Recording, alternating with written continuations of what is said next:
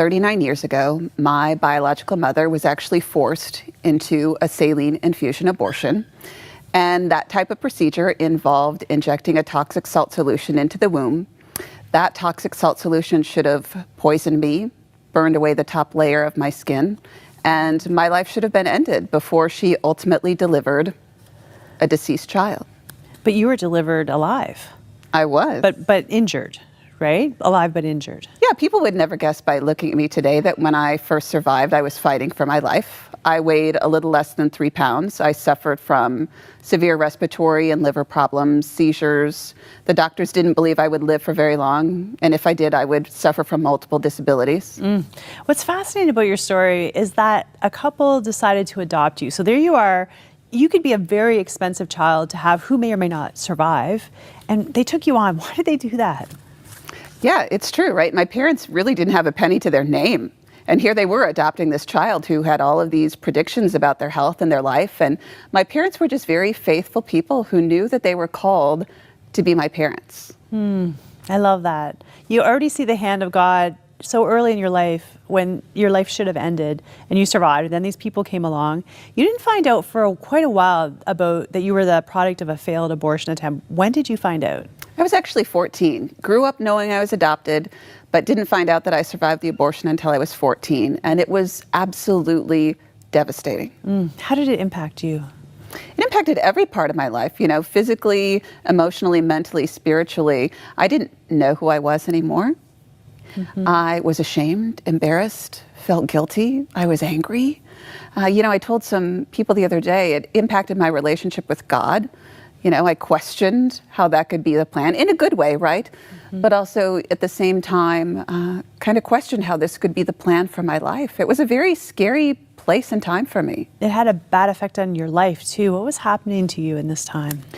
I didn't want to be this person years ago. Now I am so thankful that this is who God made me to be. But yeah, I struggled with an eating disorder, alcohol abuse, poor dating relationships, because I was trying to distance myself from everything that I felt on the inside. And I always tell people, nobody but Jesus saved me from myself. How did you turn that around? How did you get out of that spiral? Because a lot of people don't.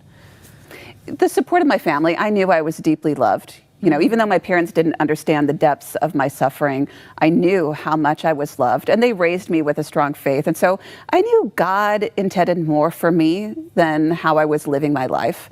And, I came to accept that He makes no mistakes. And truly, I think forgiving my biological parents, even though I didn't know everything about my life back then, forgiving them truly set me free. I know you said when you started talking that your mom was forced into it, but at that time you didn't know why your mom tried to abort you. So as far as you knew, she didn't want you at all. How was that journey of forgiveness, not knowing what the story was, but thinking probably it's something terrible? How did that unfold? I first forgave them a very long time ago. I was a teenager when I first forgave my biological parents. But I always remind people, I think forgiveness is a deliberate choice that we have to make. And it's not a one-time event. It's a process where you have to forgive over and over again. And so, now at this point in my life, I'm a mother. I have my own children. When they were born, I looked upon their lives and I had to forgive again because it brought up all of those old emotions and thoughts that I had worked through.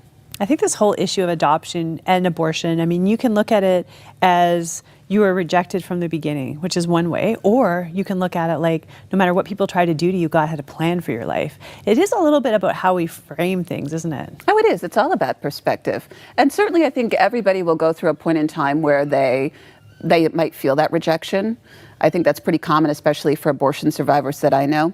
But by and large, yeah, when you shift that perspective and you realize no matter what, God had a purpose and a plan for me. And no matter who else loves me, He loves me so much. Holding on to that is life-changing. It's an incredible story. And, you started looking, you think about adoptions kids who look for their biological parents. You kind of understand that's seeking for your roots.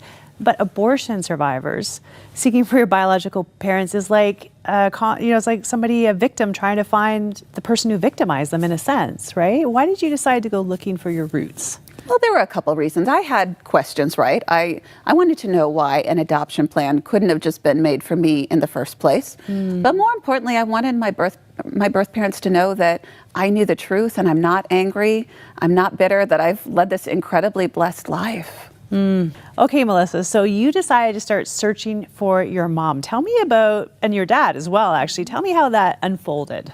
I started looking for them when I was 19, so almost 20 years ago. Wow. And it took me over 10 years to find them.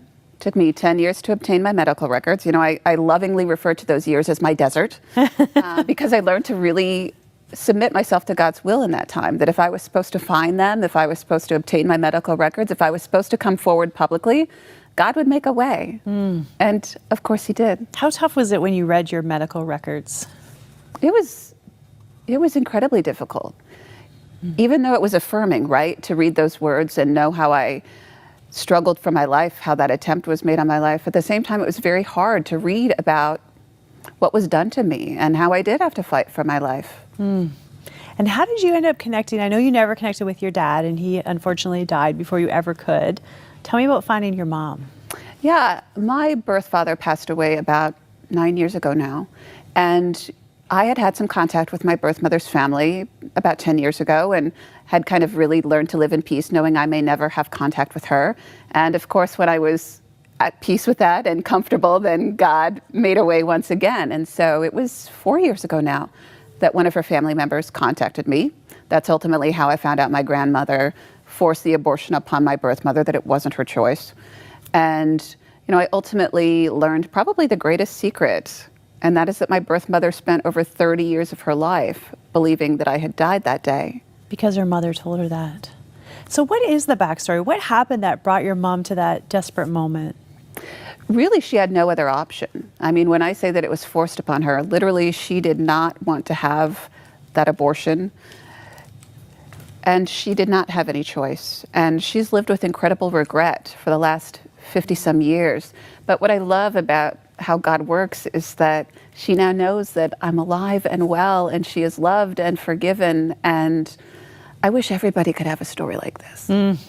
It is not the everyday story, which is why you're here. Tell me about meeting your mom, your birth mom, for the first time. You know, I searched for her and never knew if it would really happen. And it was such a blessing, an honor to meet her and wrap my arms around her and give her a hug. And of course, now knowing the amount of pain and suffering that she's gone through in her life, it means even more to me. I know there's people watching right now who have gone through the process of abortion and, you know, have lost those kids and maybe living with regret. If someone's watching, what would you want to tell them? That they are loved, that they are forgiven, you know, that God is waiting to offer them that forgiveness. And I think sometimes it's hardest to forgive ourselves. And so there are great resources in people's communities. They can, you know, get in touch with people here, I'm sure, too, to get connected to resources, to find healing in their own lives.